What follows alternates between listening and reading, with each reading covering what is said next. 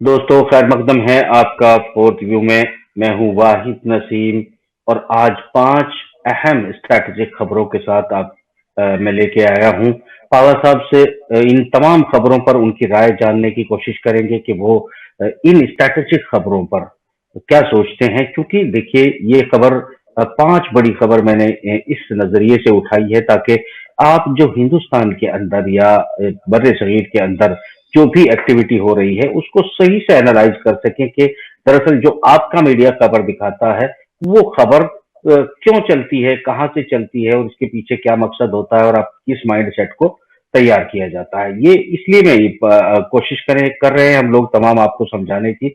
ये 5 बड़ी खबर हैं, इसमें से एक इम्पोर्टेंट खबर होगी रूस और तुर्की की एक बढ़ती हुई दोस्ती, जो कि अभी जो जो अभी हुआ है आया सोफिया मस्जिद को लेकर फैसला, उस पर वहां के पोप ने क्या कहा है, पुतिन क्या सोचते हैं, रजत तैयब अर्दगान ने क्या कहा है। अगली खबर होगी इसराइल में फाइनेंशियल क्राइसिस और कोविड-19 से जो कुछ भी वहां मिसप्रबंधन हुआ है, कोई नहीं मतलब कंट्रोल नहीं हो पाए हैं। ऊपर से नेतन्याहू और उनके राइवल के बीच में जो है वो काफी तनाव बढ़ा हुआ है और ऐसे में धरने प्रदर्शन जो है वो हो रहे हैं। उस पर हम डिटेल में बात करेंगे और जानेंगे कि बहरहाल ऐसा देश जो इंटरनल मुश्किलात से जूझ रहा है, तो उसके बाद वो उसे छुपाने के लिए या फिर अमेरिका के साथ कैसे रिलेशन बनाना चाहेगा। अगली खबर हम लेंगे पाकिस्तान से, जो पाकिस्तान को आपको बताने की कोशिश करेंगे कि एक तरफ वो भारत के वहां की जनता दबाव बना रही है कि वो किसी तरह चीन और भारत के तनाव में फायदा उठाए। दूसरी तरफ जो अभी खबर आ रही है, ब्रेकिंग न्यूज है कि नवाज शरीफ वो पाकिस्तान लौटने की तैयारी कर रहे हैं। तो ये जो उनकी तैयारी है इसके डिप्लोमेटिक मायने क्या हैं, इमरान के लिए क्या मैसेज है और दुनिया के लिए क्या मैसेज है, इस पर भी हम पावा साहब से राय लेंगे।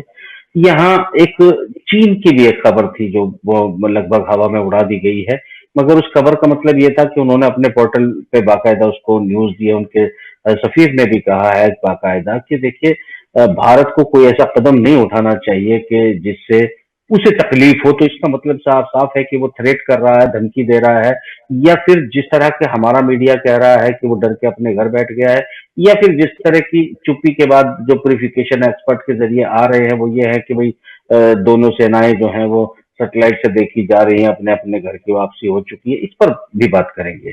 तो बेसिकली सबसे पहले पावा साहब, हम पहले सबसे पहले आपसे लेना चाहेंगे कि आप बताएं कि क्या जो हालात अभी पाकिस्तान के, हम तुर्की पर आएंगे क्योंकि वो बहुत अहमियत की खबर है और उसमें बहुत सारे डिस्प्यूट हो गए हैं। आगे क्या होने जा रहा है इस पर बात करेंगे। सबसे पहले नवाज शरीफ जो वापस लंदन से लौटने के लिए तैयारी कर रहे हैं, तो इसके इमरान खान की गद्दी के लिए क्या मायने हैं। बाबा साहब, ये भी चर्चा बहुत ज्यादा पाकिस्तान में गर्म है कि -1 -3, यानी कि -1 -3 का मतलब है कि आप अच्छे से समझते हैं, -1 -3 भी लोगों को समझाएं। और ये भी जो है बात करें कि आप जो है वो किस तरीके से जो अभी नवाज शरीफ आ रहे हैं, क्या वो बस इमरान के बीच में समझौता हो गया है या -1 -3 से इस गेम का कोई चक्कर है, क्या लगता है आपको? देखिए, ऐसा है, इसको समझने के लिए हमें सबसे पहले तो पाकिस्तान को समझना होगा। पाकिस्तान बेसिकली आज से क्या, जब से आजाद हुआ है उसके कुछ टाइम बाद से ही वो वहां के एस्टेब्लिशमेंट द्वारा चलाया जाता है। अगर वहां आप समझते हैं कि लोकतंत्र की सरकार है तो शायद गलतफहमी है। वहां आज भी पर्दे के पीछे से उनको सेना और उनका एजेंसियां ही चलाती हैं। और हमेशा से पाकिस्तान कभी अमेरिका के गुलाम रहा है। इसको गुलाम ही कहना चाहिए, प्यादा भी नहीं कहना चाहिए। आज उसने अपना पाला पलटकर चीन के निजाम में आ गया है। और इसके अलावा एक हकीकत यह भी है कि पाकिस्तान उतना गरीब नहीं है जितना गरीब हम समझते हैं। सिर्फ फर्क क्या है कि वहां की जितनी मायशी है, वहां की जितने आर्थिक संसाधन है, उसको राजनेताओं ने लूट के विदेशों में जमा कर लिया या अपनी झोलियां भर ली। चूंकि अभी हम 6 महीने पहले से भी मैं इस बात को कहता रहा हूं कि आज नहीं तो कल पाकिस्तान का निजाम बदलेगा, उनके पास कोई दूसरा रास्ता नहीं है। और इमरान खान को शायद इस्टेब्लिशमेंट ने इसीलिए प्लांट किया है। माना यही जाता है कि इमरान खान चुनाव में जीते नहीं थे, जिताए गए थे। जैसा बिलावल भुट्टो भी कहता है, he is selected prime minister, he is not elected prime minister. तो मतलब इमरान खान ये कैसे हो सकता है? देखिए, ये तो चुनाव हुआ है, वोट डाले गए हैं, वोटों में जीता है, तो वो क्या वोट क्या किसने किसने जिता दिया? ऐसे कैसे? नहीं, चुनावों में धांधली तो सभी जगह होती है, वो बात ठीक है आपकी कि वहां ईवीएम से इलेक्शन नहीं हुए थे, लेकिन बैलेट से भी अगर इलेक्शन हुए थे तो फॉर्म 45 भर के देने देने में उनको एक दिन लग गया, जबकि आधे घंटे का काम था। इसका मतलब कुछ ना कुछ तो वहां अदला बदली हुई है। और दुनिया इतने भर में साफ, चलता है। हाँ, इतने साफ बहुमत से वो जीता भी नहीं है। तो हम्म। ऐसे में उसने अपने ही प्यादे खड़े करके और पूरे के पूरे निजाम को ये शो कर दिया कि हमारी जो ये प्रणाली आज चल रही है, संसदीय प्रणाली है, ये कामयाब नहीं है हमारे जैसे पाकिस्तान जैसे देश के लिए, हमें इसे बदलना होगा। और उसको बदलने के लिए उनके पास सबसे बढ़िया आदर्श आज की डेट में चाइना है, जो कम से कम ये माना जाता है कि वहां के राजनेता भ्रष्टाचार करने से डरते हैं। जो बात आपने नवाज शरीफ की कही, तो ये हकीकत है कि नवाज शरीफ हो, जरदारी हो, या देवबंद वाले मौलाना हो जिन्होंने धरना लगाया था, ये सब कहीं ना हम्म। कहीं सेना के दबाव में है। और नवाज शरीफ की इमरान खान से कोई डील हुई थी तभी उनको लंदन जाने की अनुमति हुई। आज अगर वो वापस आ रहे हैं तो किसी अनुमति के और किसी इंटरनल डील के माध्यम से ही आ रहे होंगे। मुझे यही मतलब लगता है कि -1 -3 कुछ होने नहीं जा रहा। ये कुछ नहीं होने जा रहा है, बल्कि माइनस ऑल होने जा रहा है। अगर मेरे तो मतलब तसव्वुर में देखें तो, और हाँ, माइनस ऑन तो ऑल का मतलब यही है कि वहां की संसद भी खत्म हो जाएगी और वहां की संसदीय प्रणाली भी खत्म हो जाएगी। शायद वो भी ऐसे ख्वाब देख रहा है कि वो राष्ट्रपति बन जाएगा और शी जिनपिंग की तरह या पुतिन की तरह एक लंबे समय तक शासन करेगा और उसको चलाएगा। नहीं, ऐसा समर्थन भी, जो अवाम का समर्थन भी तो बहुत सारा उसको इस फौज का अवाम का समर्थन भी तो हासिल हो रहा है। नहीं, वहां की आवाम तो हमारी ही तरह है ना, डीएनए तो एक ही है। वहां पे 8 अच्छा। राजनेताओं की हत्याएं कर दी गई। वहां पे खुद उनके बाबा मुल्क को मारा, जैसे हमारे यहाँ महात्मा गांधी जी की हत्या हुई थी। उसके बाद मादरे मिल्लत की का कत्ल हुआ, लियाकत अली खान का कत्ल हुआ, जुल्फकार अली भुट्टो का कत्ल हुआ, बेनजीर भुट्टो का कत्ल हुआ, खुद जिया उल हक का कत्ल हुआ। लेकिन वहां की पब्लिक ने सड़क पर आकर कभी नहीं कहा, सबर करते रहे। हम लोग भी सबर करते हैं, वो भी सबर करते हैं, खानदान चलिए, तो सबर एक ही है। करते रहिए। अच्छा, इस पर सबर करिए, फिर आगे बढ़ते हैं। चलिए, ये तो यहाँ का एक मसला हुआ, इस पे सबर हुआ, और आगे बेसब्री की बात यह है कि हम एक खबर जो मैंने आपको 5 खबरों में से 4 बताई, 5वीं खबर ये है कि हम अ, बड़े शिद्दत से, मेरे ख्याल से हम तुर्की की उस इम्पोर्टेंट खबर पर भी जरूर आएंगे। इससे पहले हम आते हैं कि अरब लीग, अरब ममालिकों में से के साथ में मिलकर चाइना ने एक कोalition किया था, और ये अरब देश और चाइना के जो एक बिजनेस, व्यापार और कारोबारी तौर पर एक मीटिंग की गई थी, उसमें इन्होंने भी अपनी एक चाइना के साथ कोalition में एक संगठन बनाया। आज जो है वो, यानी कि 6 जुलाई को एक मीटिंग होती है। वो मीटिंग बाकायदा उसमें ये तय किया जाता है कि भाई हमको चीन के साथ भी अपने राब्ते बढ़ाने चाहिए। तकनीक, हथियार, तकनीक और जो डेवलपमेंट है वो, और इंडस्ट्री है वो चीन के साथ लगानी चाहिए। इस पर तुरंत ऐसे माहौल में सहमति होना, जब इजराइल अपनी इंटरनल मामलात से बुरी तरह जूझ रहा है, जबकि यहाँ माना जाता है कि इजराइल के साथ बड़े अच्छे संबंध है। यूएई तो काफी आगे बढ़कर जो है उस पर काम कर रहा है।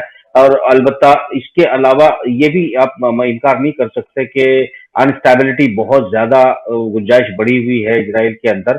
उसे अपनी, यानी कि उसके यहाँ एहतजाज हो रहा है इजराइल के अंदर, जिसमें बाकायदा एक वो रूथ चाइल्ड के नाम पर एक चौक है, उस चौक पर, और ये रूथ चाइल्ड वही है जिसका मैं अक्सर जिक्र करता हूँ, इसके नाम पर बाकायदा इजराइल में एक चौक है। वहां भी पुलिस के साथ झगड़े हुए हैं, कई जगह पर और पुलिस के साथ झड़पें हो रही हैं। इन सब एहतजाज करने वालों का मकसद जो है वो ये है कि अब आप कोविड-19 के मामले को लेके अच्छे से सुलझ नहीं पाए हैं, आर्थिक स्थितियां खराब हो चुकी हैं। ऐसे तमाम हालात में जब इजराइल अपनी इंटरनल मुसीबतों में फंसा हो, दुनिया को इजराइल से शायद जो है ये समझ रही हो, अरब ममालिक के इजराइल अपने इंटरनल जो मामलात हैं उसमें बुरी तरह फंस रहा है, उतना मुस्तहकम होकर हमारे साथ काम नहीं कर पाएगा। और एक तरफ अमेरिका के इंटरनल बड़ी लड़ाई चल रही है, यूरोपियन यूनियन आपस में लड़ रहा है। ऐसे हालात में अरब ममालिक का चीन की तरफ जो है घूम जाना, ये एक ऐसा संदेश है क्योंकि तमाम अरबियों के कंधों पर यूरोपियन यूनियन और अमेरिका और इजराइल के बड़े कारोबार चलते हैं, कुछ पशे पर्दा चलते हैं, कुछ सरे पर्दा चलते हैं। तो वो अगर चीन की तरफ घूम जाते हैं तो जो बहुत बड़ा बाजार है ये तो चीन के हाथ में आ जाएगा। ये तो जो है एक तरफ शोर, आपको देखिए नाज़रीन, आपको पता चलता होगा कि आइसोलेट हो गया, ये हो गया, वो हो गया, ये सब अफसाने होते हैं। इसीलिए मैं कहता हूं कि आप खबरें सुनिए, मगर ये खबरों को स्ट्रैटेजिकली समझ लीजिए कि चीन के साथ में अरब ममालिक कारोबार करने जा रहे हैं, इंडस्ट्री लगाने जा रहे हैं। 6 जुलाई को फैसला हो चुका है, आज खबरें जो है वो शाये कर दी गई है, बाहर डॉक्यूमेंट कर दिया गया है। ये वो खबर है जिसकी वजह से चीन का कारोबारी दायरा जो है वो फैल रहा है और लोग ये देख रहे हैं कि चीन के साथ कारोबार करके अपनी अर्थव्यवस्थाओं को और तकनीकी जो डेवलपमेंट और इंडस्ट्री डेवलपमेंट है उसको किया जा सकता है। ये एक इंपॉर्टेंट खबर है। तो बाबा साहब, आप कैसे देख रहे हैं कि ये क्या ये मान अरब ममालिक में भी दबी जबान में ये मान लिया गया है कि अमेरिका अपनी अर्थव्यवस्था को वापस हासिल नहीं कर पाएगा, ताकत को मुकम्मल तौर पर अब वापसी नहीं कर पाएगा। इजराइल भी कहीं ना कहीं अमेरिका के कंधों पर चलता था, मगर अमेरिका का साथ छोड़कर अकेले बाजार भी ढूंढने की कोशिश कर रहा है, वो उस पर भी हम बात करेंगे। यहाँ ये जो डाउट्स हैं, क्या ये चीन को बेनिफिट दे रहे हैं? वैसे तो यहाँ आप थोड़ी सी गड़बड़ कर रहे हैं। वो गड़बड़ ये है कि अपना खजाना छुपा के और आप सोच रहे हैं कि मैं मेरी जेब में क्या है वो दिखा दूं, क्योंकि मध्य एशिया और मिडिल ईस्ट के ऊपर आपसे बेहतर कोई नहीं जानता, जहां तक मेरी जानकारी है। फिर भी जितना मैं सोचता हूं आपको थोड़ा सा एक दिशा दे देता हूं। इस पर तजिया तो आपका ही चाहूंगा। सबसे पहले आपने इजराइल की बात की, तो इजराइल ने खुद अपना बंदरगाह हाइफा का चीन को 25 साल के लिए दे दिया। उसके अलावा यूएई और सऊदी अरबिया दोनों ने चीन के साथ स्ट्रेटेजिक कॉम्प्रिहेंसिव ट्रीटी की है, यानी जो सबसे बड़ी संधि है जिसमें अगर दोनों में से किसी देश के ऊपर हमला होता है तो वो एक दूसरे के ऊपर माना जाएगा। तीसरी खबर आपको भी मालूम होगी कि कतर में चीन की अपनी फोर्सेस उतर गई हैं और कतर की सुरक्षा चीन ने अपने जिम्मे ले ली है। तो ऐसे में आपको नहीं लगता कि अरब ममालिक जो अभी तक तेल बेच बेच के अय्याशियां कर रहे थे, हालांकि ये अमर्यादित शब्द है, लेकिन विलासिता कर रहे थे, वो लग्जरी के बाद उनकी आंखें खुली है नई पीढ़ी की, और वो भी सोचने लगे हैं कि अगर हम अपने पैरों पर खड़े नहीं होंगे तो कल को हमें फिर खजूर और ऊंटों पर ही वापस आना पड़ेगा। इसके साथ एक चीज जिसका जो आप ज्यादा बेहतर तरीके से बता सकते हैं, क्या ऐसा भी संभव है कि अरब को तुर्की से डर लग रहा हो कि अगर उस्मानिया बढ़ गई या तुर्की ने अपना पुराना उस्मानिया सल्तनत का क्लेम कर दिया, तो ऐसी कंडीशन में जो अरब के बनाए हुए बादशाह हैं ये वापस न चले जाएं, जिसमें होली काबा भी है। बिल्कुल, इस पर भी बात करेंगे जी, इस पर भी बिल्कुल बात करेंगे। इसको अगली खबर से हम जोड़ लेंगे, क्योंकि जब तुर्की के मामलात आएंगे तो हम इस खबर को जरूर उसमें इस सवाल को जोड़ूंगा। और जहां तक मगर इस बात का मैं यहाँ पर इतना ही नाज़रीन आपके लिए खबर देना जरूरी था कि एक तरफ जो अरबी मामलात हैं वो पावर साहब ने जैसे कि कहा है कि इन लोगों को शायद थोड़ी अकल आ गई है।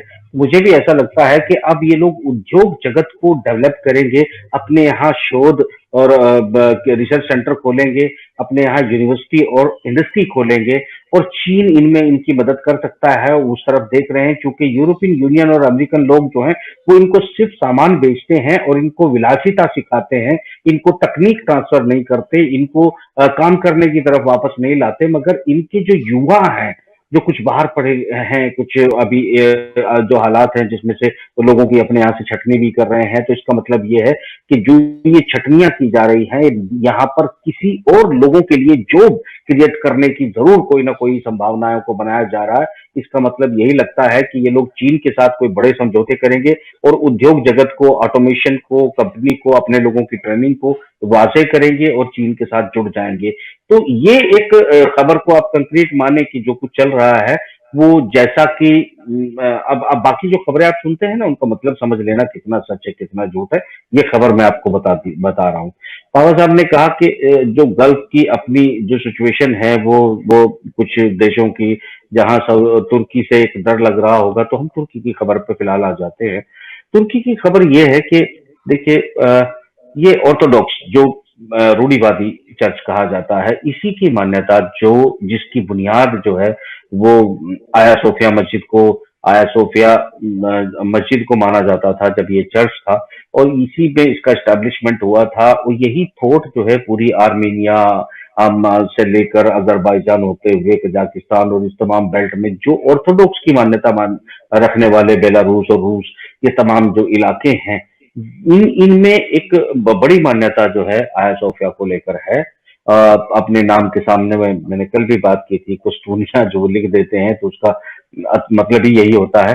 एक चीज यहाँ समझनी होगी कि ये जो रशियन पोप ने एक एक तरह से चेतावनी के शब्दों में तो नहीं, मगर ये कहा कि अच्छा नहीं किया है, इससे जो तनाव है वो बढ़ेंगे, डिस्प्यूट्स बढ़ेंगे, और एक जो यूरोपियन वर्ल्ड है जो बेसिकली वेटिकन सिटी थॉट को मानता है, उस पर बहुत असर तो नहीं पड़ेगा। वो ज्यादा जोर देकर जो है वो शोर मचा रहा है, जबकि वो ये जानता है कि जो ये पूर्वी चर्च था, इस चर्च को मानने वाले जो खेमा है, उस खेमे में रशिया आता है, और रशिया और तुर्की को आपस में भिड़ाने का और इसको तकरार करने का एक अच्छा मौका है। इस सोच के तहत जरूर जो है वो वेटिकन सिटी की मान्यता को फॉलो करने वाले लोग पूरी कोशिश कर रहे हैं कि इस तरह का तनाव हो। यहाँ एक सवाल मैं पूछता हूँ, पावा साहब आपसे भी पूछता हूँ, और मैं रशियन पोप्स, आदरणीय पोप से भी पूछता हूँ कि ये रशिया में अभी आपने यूएसएसआर बनाया था, यहाँ तमाम मस्जिदों को, तमाम चर्चों को, सबको बंद कर दिया था। पता नहीं आपने उसे काहे काहे में तब्दील कर दिया था, ये आप भी जानते हैं। आप कोई नहीं बोला, दुनिया में किसी ने कुछ नहीं कहा। आपने धार्मिक किताबों पर बैन लगा दिया, तमाम धार्मिक बातों पर बैन लगा दिया। आपका अपने स्टेट का मामला था, आपने उसको किया, दुनिया ने उस पर कोई रद्द अमल नहीं दिया, और जब आपने खोला तब खुल गया। एक चीज और मैं यहाँ पर बता दूं कि एक यरूशलेम में, इजराइल में एक मस्जिद को बाकायदा, जिसकी गहरी मान्यता जो है इस्लाम में है, मुसलमानों में है, उस मस्जिद का बार बना दिया इजराइल ने। कोई नहीं बोला, ना कोई भारत में बोला, ना कोई पाकिस्तान में बोला, ना कोई दुनिया में बोला, किसी ने कुछ नहीं कहा। इजराइल ने अपने अंदर उस मस्जिद को बार में कन्वर्ट कर दिया, मस्जिद को ही बार में कन्वर्ट कर दिया। जबकि आया सोफिया का मसला हम बता चुके हैं कि उसको बाकायदा यहाँ मोहम्मद फातेह ने, जो है सुल्तान मोहम्मद फातेह ने पैसे दे के खरीदा, कीमत दे के खरीदा, और उसके बाद पूरे अरकान अदा किए। तो ये मुसलमानों ने ही इसको म्यूजियम में कन्वर्ट किया था, और मुसलमानों ने ही इसको जो है फिर वापस मस्जिद में कन्वर्ट किया है।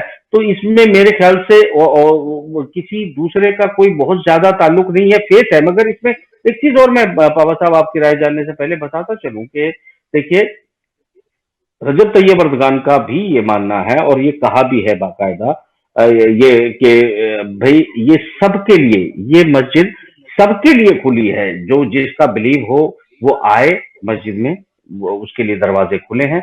और दूसरी सबसे बड़ी बात उन्होंने कही है कि मस्जिद जो है ये आयफा सोफिया, आया सोफिया जो है वो तुर्कियों के लिए एक तोहफा है, और ये मान लेना चाहिए तुर्क कौम को कि हम तुर्की को फिर वापस एक बड़ी ताकत बनाने के लिए अग्रसर रहेंगे। आप क्या कहते हैं?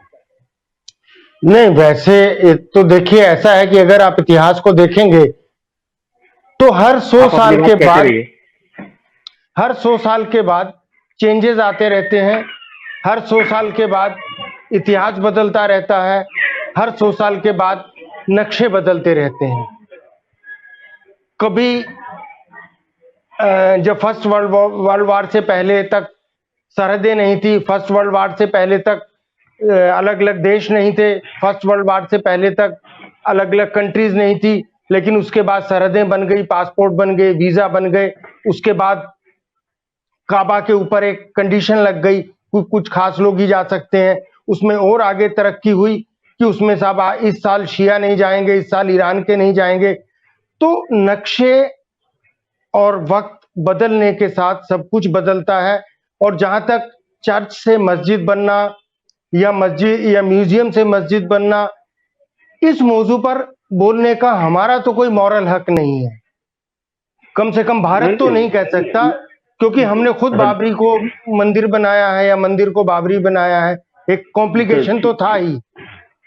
चलिए ठीक है। दूसरा एक इसमें मुद्दा ये था कि जो आपका सवाल था कि क्या जो तुर्क राष्ट्रपति रजब तैयब अर्दगान का ऐलान है कि हम दुनिया चीखती रहे, पूर्वी यूरोप तमाम यूरोप चीखता रहे, हम तुर्की को वापस वापस का मतलब होता है सल्तनत उस्मानिया, हम तुर्की को वापस ताकतवर बनाने पर लगातार लगे रहेंगे और जबरदस्त इसमें इसे हम ताकत बनाएंगे। ये एक ऐलान माना जाना चाहिए। इस ऐलान से यकीनी तौर पर वो लोग खौफजदा होंगे जिन लोगों के देश जो है वजूद में नहीं थे, जो जो जो है तुर्की के ऑटोमन अंपायर के सल्तनत उस्मानिया के टूटने के बाद उनके हाथ उनके पल्ले में बादशाहत आ गई, उनके हिस्से में बादशाहत आ गई, उनके हिस्से में विलास आ गए, उनके हिस्से में बहुत कुछ आ गया। वो तो सब विरोध करेंगे। वो तो उनको डरा भी, वो उनमें दहशत भी होगी, क्योंकि अगर तुर्की वाकई ताकतवर और बाकायदा अपनी फौजों का मूवमेंट कर रहे हैं, दूसरे देशों में जाकर तुर्की फौजें जो है दखलंदाजी नहीं बल्कि अपना हमला कर रही है और अपनी ताकत को लगातार समेट रहा है। ये यही वजह है कि यहाँ पर रशिया भी, अमेरिका भी, इसराइल भी, तीनों खेमों को किसी को भी एक तरफा वो तासुर देने की कोशिश नहीं कर रहा है तुर्क राष्ट्रपति कि मैं किसी का कोई रखेल हूं या किसी का बंधुआ गुलाम हूं। वो सबके साथ डील कर रहा है, सबके साथ बात कर रहा है, मगर अपनी शर्तों पर कर रहा है। ये उसकी ताकत की पहली निशानी है। दूसरी बात जो है, ये अगर वो इस तरह का मामला आता है तो फिर तो सऊदी अरब का एक तौर तरीका रहा है। वो अपने पैसे के दम पर, वो अपनी दौलत के दम पर जिस देश को चाहता है, जिस देश में जो कंडीशन मनवाना चाहता है, अमेरिका के दबाव से या ब्रिटेन के दबाव से, इसमें बड़ी आसानी से कामयाब होता रहा है। मगर इस बार वो कामयाब नहीं होगा इस मामले में, इसमें कोई दो राय नहीं है। ये जो चीन का मूवमेंट है वो पूरी तरह गल्फ में बढ़ गया है, रशिया का दखल पूरी तरह से है, तुर्की भी पैरेलल अपने दखल को कर रहा है, ईरान भी रशिया और चाइना के साथ मिलकर आगे बढ़ रहा है। तो यहाँ आगे चलने के बाद जो ये कॉन्फ्लिक्ट है ये और मजेदार होने वाला है। और ये फैसला कुन जो अगर कोई वार होगी तो मुझे लगता है वो इसी खित्ते में होने वाली है, जिसमें इजराइल जो है वो मेरे ख्याल से या तो वो जीत कर पूरी दुनिया पे कब्जा कर लेगा, या फिर वो ये इनको जो मैं जिस रूथ चाहेल चौक पर जब आज पुलिस वालों के साथ जूतम पतरी हो रही है ना, जिनको आप ये मानते हैं कि ये बड़ी अव्वल तरीन कौम है, ये बड़ी सभ्य कौम है, इनके बड़े बड़े में भारत में बड़े अच्छे अच्छे चुटकुले सुनने को मिलते हैं इनके बारे में, वो भी एक आम लोगों की तरह, जिस तरह आप लोग एहतजाज कर रहे हैं, इसी तरह इजराइल की गलियों में एहतजाज करके पुलिस के साथ झड़पें कर रहे हैं। तो ये अव्वल तरीन कौम और अफजल तरीन कौम और लोअर तरीन कौम की बात छोड़ दीजिए, सिर्फ आप अपनी बेदारी पैदा करिए, पीछे लग्गू मत बनिए, अर्दगान की तरह एक अपने इरादों को मजबूत कीजिए, पूंछ किसी की मत बनिए, होश में आइए। तो ये तो खबर थी मेरे तजिए के साथ, मेरी राय और मेरी वार्निंग के साथ। तो अगली खबर हम पावा साहब जो हैं फिर वो ले लें कि भाई ये जो जी जी चीन जी, है, जरूर जरूर। अभी है, टाइम है, चीन 6 मिनट है। जी, जो चीन आपका है, इस चीन ने जो एक धमकी भरे अंदाज में कहा था, मैं तो धमकी मान रहा हूं इसको कि भाई भारत ऐसा कोई कदम ना उठाए जिससे आपको तकलीफ उठानी पड़े। इसमें भी कोई शक नहीं है कि हमारी तरफ से भी डिप्लॉयमेंट जो है बरोबर हो रहा है। एक तरफ मैंने ये बताया नाजरीन को कि इसराइल किस मुश्किल में है, ट्रंप खुद अमेरिका में किस मुश्किल में है, फाइनेंशियली भी, आपसी झगड़े भी उनके काफी जो है उरूज पे हैं, और स्टेट वाइज झगड़े भी शुरू हो रहे हैं। तो इंटरनल लड़ाई बहुत बड़ी हो गई है और पेंटागन और ट्रंप के बीच में कॉन्फ्लिक्ट है।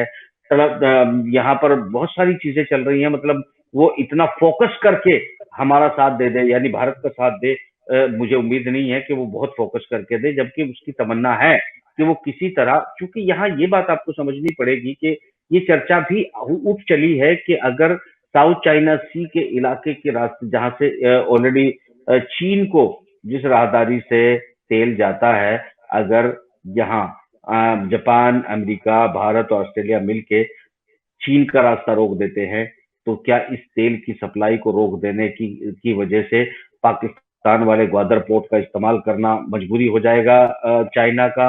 ये एक स्ट्रैटेजी है। वो रोक पाएंगे कि नहीं रोक पाएंगे वो अलग मुद्दा है। भारत भी, ये सब कुछ चर्चाएं चल रही है, यानी कि एक तरह से इजराइल की तरफ से भी तकनीक हमारे पास, ये बात मैं आपको बता दूं कि नए ड्रोन आ रहे हैं, नई मिसाइल आ रहे हैं, 1 महीने के अंदर सभी देशों ने हमें आपूर्ति करने के लिए पावर साहब कहा है। मगर एक बात यहाँ मैं सवाल आपसे पूछना चाहूंगा कि हमने अब मतलब हजारों हजार डॉलर पे किए थे, हजारों करोड़ डॉलर जो है हमने पे किए थे इजराइल को, कि आप जो है ये जो सीमा है लद्दाख, कश्मीर सारी अटैच है, भारत, इसकी निगरानी कश्मीर, भारत की, हाँ, इसकी भारत निगरानी पाक के लिए सीमा हमने पर। कांटेक्ट किया था। जी जी। और ये आपको याद होगा कि ये जो पिटर पिटर चैनल चलते हैं ना इधर, वो हिंदी वाले कौन से किटर पिटर होते हैं वो कौन से चैनल है, इन्होंने बड़ा शोर मचाया था कि भाई अब परिंदा भी आएगा तो वो इस तरह से जल जाएगा, यहाँ लेजर वेव्स होंगी, यहाँ पर फला होगा। यही वो इजराइल है जिसकी निगरानी के बावजूद चाइनीज कब आए हमको खबर नहीं चली। जो आज इंटरनल सरकार और सिस्टम के बीच में जो तकरार है, तनाव है, वो इस बात को लेकर है कि पता कैसे नहीं चला। अब वो ड्रोन के जरिए इजराइल में बैठ के कंट्रोल करेगा, सारी चीजें हमको सुविधाएं प्रोवाइड कर देगा, वो अपने इंटरनल मामलों से निपट लेगा, या हमें भी जो है वो विश्व विजेता बना देगा। ये सब बात जो है वो भी तो वो गिटर पिटर वाली न्यूज़ें याद करिए पावा साहब, जवाब दीजिए कि क्या क्या होगा। नहीं, वो तो हमने तभी बताया था जब 55,000 करोड़ डॉलर जो है देकर और भारत पाक की कश्मीर सीमा पर एलओसी पर इन्होंने रेडार लगवाए थे। हमारे राजनाथ सिंह जी गृह मंत्री होते थे, तब इन्होंने उसका उद्घाटन किया था और बड़ी लंबी चौड़ी बातें हुई थी। और जहां तक आपकी ड्रोन की बात है, अगर ड्रोन से हमने जासूसी ही करनी है या उनकी जानकारी ही लेनी है, तो वो जानकारी लेके हम क्या कर लेंगे? सबसे पहले मेन तो दम ये है कि हमें आगे बढ़ के और उसके ऊपर हमला करके या तो कब्जा करते हम इतने स्ट्रांग हों, या इतने स्ट्रांग हों कि उसका मुकाबला कर सकें। कहीं ना कहीं हमारी सरकार, जो हमारे राजनेता हैं, सेना की बात नहीं करता, सेना को आज अगर आप आज आदेश दें तो हम 3 घंटे में तेहरान तक पहुंच सकते हैं, पूरे पाकिस्तान और अफगानिस्तान को रोनते हुए, इतना मैं अच्छी तरह जानता हूं। हाँ, मुझे लेकिन कोई शक नहीं। अगर हमारे प्रधानमंत्री जी चीन का नाम लेते हुए डरते हैं या किसी दबाव में, अब ये तो ईश्वर बेहतर जानता है कि वो क्या दबाव हो सकता है, क्योंकि हम लोग तो जब कभी जाते थे तो हमें सबसे पहले ये समझाया जाता था कि सारे काम कर लेना बेटे, कभी हनी ट्रैप में मत फंसना। देखो, मैं पावा साहब आपको एक बात जरूर यहाँ रोक के कहूंगा कि इन सब अफसानों में मैं नहीं फंसता हूँ। ये हनी ट्रैप और ये सब कहानियां, ये सब अफसाने होते हैं। अगरचे हमारे प्रधानमंत्री की तरफ से कोई बयान नहीं आया है, तो इसका ये मतलब नहीं है कि वो पार वाले चैनल इस तरह की बकवासें चला रहे हैं कि वो मैं पार वालों को तो देखिए पार सुनिए वालों की सुनिए। मेरी जानकारी नहीं है, मैं नहीं नहीं, अपना मेरी बहुत अंदाजे से। मैं मुझे तो सुनने पड़ते हैं तमाम दुनिया को, मैं सिर्फ अच्छा। पार वालों को कैसे छोड़ दूंगा। वो प्यार नहीं। पार वाले जो है इस तरह की बकवासें करते हैं। एक चीज मैं आपको बताना चाहता हूँ, एक स्ट्रेटेजी होती है, युद्ध नीति होती है, रणनीति होती है, यानी कि अगरचे हमारे और चीन के बीच में कोई सुलह हो जाती, और या फिर दबाव में, किसी भी दबाव में, चाहे किसी भी दबाव में, अगर हमारे प्रधानमंत्री आ जाते, तो जो डिप्लॉयमेंट कब नहीं हो रहा है, डिप्लॉयमेंट बढ़ रहा है। हथियार मांगे जा रहे हैं, 1 महीने के अंदर सबने डिलीवरी देने का वादा किया है। अगर ये हथियार खरीदे जा रहे हैं, हथियार मांगे जा रहे हैं, हथियार सीमाओं पे चढ़ाए जा रहे हैं, तो आप कैसे कह सकते हैं कि किसी ट्रैप में आ नहीं, गए या किसी दबाव में आ तो गए, आपको या फिर आपको आपको ऐसा नहीं लगता कि हम दिखा चीन को रहे हैं और हम जाएंगे पीओके में? ऐसी भी तो एक ही बात संभावना है, है। एक ही बात है, एक ही बात है। हाँ, इससे आप तो इनकार और नहीं कर सकते ना, ये हम पहले से जानते हैं। देखिए बड़ी सीधी बात है, एक ट्रीटी है पाकिस्तान की और चाइना की। आपको ये भी याद रखना चाहिए कि हम अगर पीओके की बात करते हैं तो चाइना कश्मीर की बात करने लगा, और ये पहले 70 सालों में पहला मौका है जब चीन बाकायदा कश्मीर का नाम लेने लगा, और कश्मीर में भी लोगों को शी जिनपिंग के फोटो नजर आने लगे। तो कुल मिला के ये पाकिस्तान पे हमला, पीओके पे हमला, कश्मीर पे हमला, जब आपको लड़ना होगा तो आप ये समझिए कि आपको 4-5 मोर्चों पे एक साथ लड़ना पड़ेगा। आपको समंदर पे भी लड़ना पड़ेगा, हमारी सेनाएं सक्षम है। हमें नेपाल के साथ भी तनाव बढ़ रहा है, उस पर भी झड़पें होंगी, वहां भी आपको जो है उसे इनकार नहीं कर सकते, चीन का दखल है। पाकिस्तान चाइना के साथ सीधी सीमाएं लगती हैं, पाकिस्तान से हमें निपटना ही है, वो हमारा ऐलान है। तो ऐसी सूरत नहीं, हाल में जब हमारा प्रिपरेशन जो है वो चारों मोर्चों पे लड़ने का हो चुका होगा, या जो हथियार हमको चाहिए, जो वेपन हमको चाहिए, जो कि बाकायदा जिनका प्रचार किया जा रहा है, ये मान के चलिएगा कि आगे धीरे धीरे हम जो है वो, देखिए मेरा मानना साफ है कि तनाव बढ़ रहा है, घट नहीं रहा है, क्योंकि अब मैं चीन की तरफ से कोई इस तरह का बयान नहीं देख रहा हूं। डिप्लोमेटिक चैनल में कोई हमारी तरफ से कोई खबर ऐसी हम तक तो नहीं पहुंची है कि किसी समझौते पर पहुंच गए हैं और कोई डॉक्यूमेंट साइन हो गया है। तो ये कोई दो, वो आपकी बात है पुरानी के खाड़े में अगर दो पहलवानों को थोड़ी देर के लिए सांस लेने के लिए अलग कर दिया जाता है और फिर कहा जाता है ठीक है अब लड़ो, तो वो वाली सिचुएशन हो सकती है, इससे ज्यादा कुछ भी नहीं है। आप क्या ऐसा भी कहते तो हैं, आप ही ऐसा बताएं। ऐसा भी तो हो सकता है कि हमारे रणनीतिकारों ने ये सोचा हो कि हम चीन को एक तरफ साउथ चाइना सी में फंसा लेंगे जापान के साथ मिलकर, और इधर लद्दाख में, अरुणाचल में, बाकी जगह उसको एंगेज कर लेंगे, और इस सब ऊहापोह में, इस सब शोर शराबे में हम हमारा जो टारगेट है हमारा कश्मीर वापस लेने का, हम वहां ठीक तक है। पहुंच जाएंगे। तो अपनी अपनी सोच है। और इसी खबर के बीच में मैं आपको एक इंफॉर्मेशन और दे दूं कि श्रीलंका के हम्म। राष्ट्रपति ने भारत और श्रीलंका के बीच में जो समझौते हुए थे उसके हम्म। रिकंसिडरेशन के लिए बता दिया है। मतलब मना कर दिया, रिकंसिडर करेगा उसको, ये कह रहे हैं आप?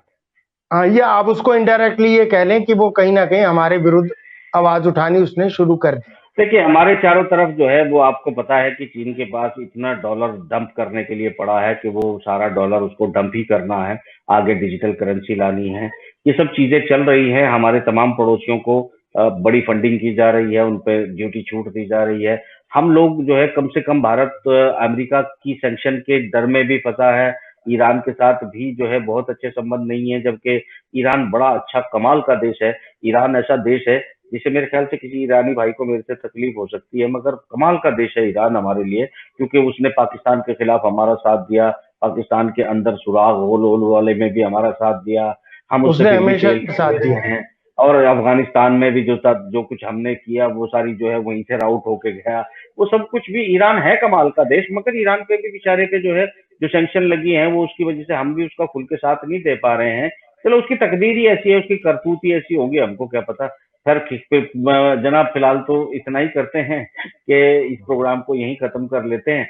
अगली खबरें जो स्ट्रैटेजिक होंगी, जिनको खबरों को ध्यान में रखते हुए आपको ये किटर पिटर खटमल मीडिया को सुनना है ना, इसको ध्यान में रखना, तब आपको पता चलेगा कि सच्चाई कितनी है और झूठ कितना है। इसलिए इसको भी फोर्थ व्यू को देखना मत भूलिएगा। फिलहाल प्रोग्राम में इतना ही, मुझे दीजिए इजाजत। खुदा हाफिज।